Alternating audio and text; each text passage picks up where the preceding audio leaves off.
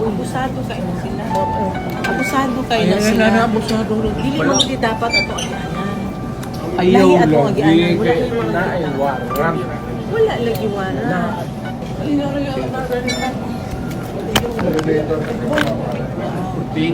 Abusado kayo.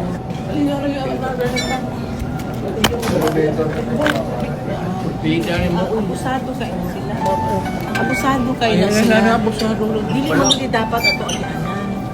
Ayaw Lahi ato lagi agianan. kay na ay waran. Wala lagi wala.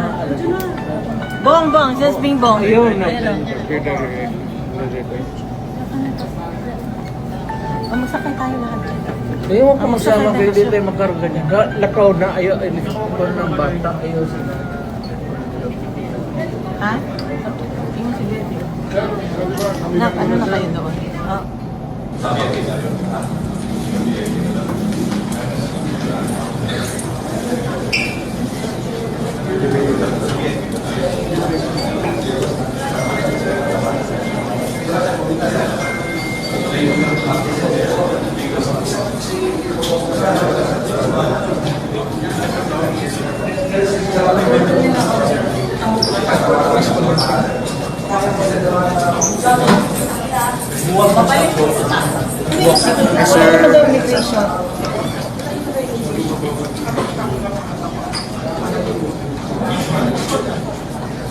Ito po yung pamilya niya.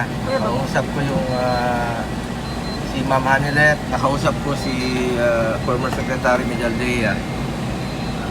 Nandun daw sila sa loob ng kampo sa Villamor. So inaantay namin makapasok po kayo. Sir, ano lang sabi sa inyo? Pagkababa ng eroplano, kinuha na siya ng Interpol, gano'n? Hindi ko alam kung sinong kumuha sa kanya, pero may mga pulis. At hindi ko kami pinapasok, pinagbawalan po. Ako, ang mga doktor niya. Doktor po ang kasama ko. Oo. Sir, may sabi kasi na yung arrest warrant daw po is from Interpol. Hindi ko pa po makukonfirma yan. Pero saan daw po ididiretso si PRRD, sir? Yan po ang hindi pa namin masasagot sa ngayon. Magbabalita po kami sa inyo upon makita natin. Sir, sa daw po Ito ka, tayo para hindi komportable sila. Ayun, para sa lahat. Sir, kumusta daw po si PRRD? Hindi ko pa po masabi kung nasa maayos siyang kalagayan dahil kagabi po masakit daw po ang kanyang likod. Kaya siguraduhin muna natin na sa maayos siyang kalagayan. Dito po yung mga doktor niya, saka yung medical team. Sir, after po na mahawakan ng PNP si PRRD, paano po ba? Isasailin po ba siya sa medical check-up muna bago po kunin ang tuluyan ng PNP? Karapatan po ng Pilipino na magpa-check up muna siya. Tingnan kung nasa maayos yung kalagayan. Hindi nga kami pinapapasok eh. Pero sir, ano po yung sabi ng pamilya niya? Chinek up po na ba siya bago siya kunin? Hindi ko pa po masasagot. Babalitaan ko lang po kayo mamaya. Sir, kasama Pagdasal nyo, manghinahon po tayo. Pagdasal natin si former President Duterte. Sir, kasama po Nasa ba maayos ang kanyang kalagayan. Sir, kasama po ba ni FPRD si Vice President Sara Duterte? Sa pagkaalam ko, hindi po yan. Sir, sino lang yung kasama niya ngayon na immediate na maalalay sa kanya? Anak niya, apo niya, at yung kanyang nurse, at saka si former Secretary Anak Mijaldea. Apo, sino pong anak, sir? Si Kitty po. Ayun. Okay na kayo guys? Okay na. Salamat po. Sir, salamat po. Salamat po. Ay, sir, last na lang, sir. Against his will po yung pagka-aresto kaya Hindi ko pa po masasagot sa ngayon, but sumusunod naman po sa batas. He is a lawyer, abogado po si dating Pangulong Duterte. Sumusunod po yan sa batas. Sir, bailable daw po. Anong gagawin yung hakbang kung didiretso na siya, kukunin na siya ng Interpol? Pwede ba yun? Legal muna, legal. Sir, bailable daw po yung inciting to sedition. Magbe-bail po ba?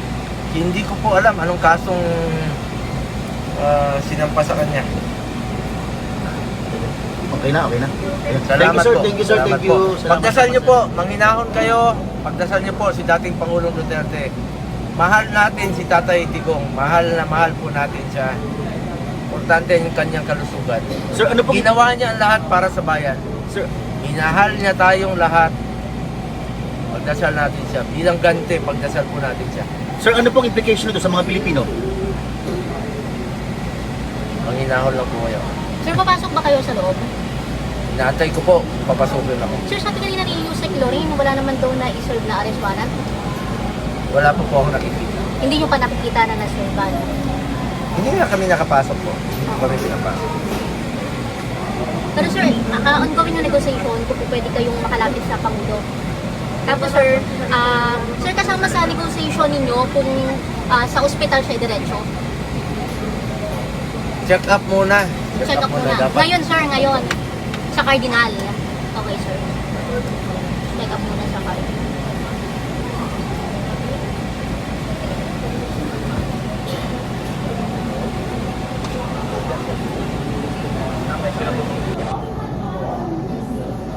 Sir, kaya bali nagpatawag kayo ng kanyang mga doktor. Susunduin nyo ngayon si Kanina po, Presidente. kasama ko yung doktor niya, hindi kami pinapasok. Hindi po kami pinapasok kanina ng security ng airport. Ay, utos na ako. Sumunod kami. Even with the doctor, sir? Sumusunod lang po ako. Naintindihan ko naman yung mga... Hello, pakisagot muna. Hindi. Pakisagot muna yung maingay. Sir, meron bang sinabi sa inyo si Presidente na hindi magandang pakiramdam kaya nagtawag na kayo ng doktor? Or you're just concerned? Actually, aside from being concerned, excuse me po, pwede pakisagot lang po muna yung course para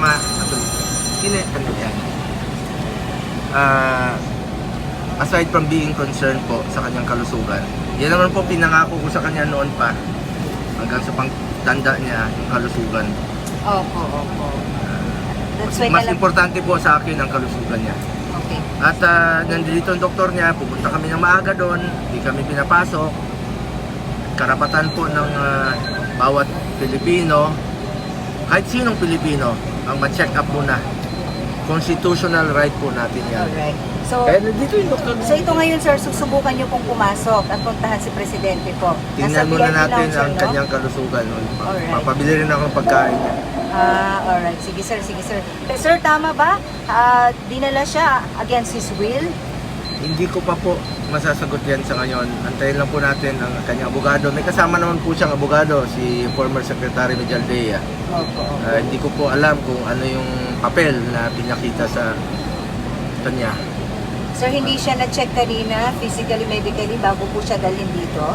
Hindi ko po masasagot yan dahil hindi po kami pinapasok. Kaya nga po may ambulansya kami rito. I see. Ito ang gamit ko. Alright. So, kayo na po sir ang nagtawag nito para madala po si sir sa Cardinal? Actually, schedule talaga namin itong magdala ng ambulansya para masigurado. Upon his arrival po? Dahil he is scheduled for medical check-up tomorrow. Medical procedure tomorrow. Alright. Ayan po mga kababayan ang actual video no ng pagdating ni former President Duterte mga kababayan doon sa NAIA Terminal 3 no at naririnig natin si Ma'am Hanelet Abansenya na sabi niya abusado yung mga pulis mga kababayan. Parang 2 beses na sinabi na mga abusado yung mga pulis mga kababayan. So si IDG yung nag-ano sa kanya doon yung mga tauhan ni Torre at mismong si General Torre nandun din. Pati si Marbil nandun din doon sa airport mga kababayan no. So, pati si Senador Bongo hindi nga makapasok o hindi makalapit kay former President Duterte dahil hindi siya pinapapasok at dinala nga po daw ito sa Villamor Airbase mga kababayan, no? Si FPRRD. At sumugod naman din ito si Senador Bongo kasama ang mga doktor at ambulance mga kababayan kasi para ma-check up nga po itong si former president. Pero hindi nga po makapasok or makalapit si Senador Bongo, no?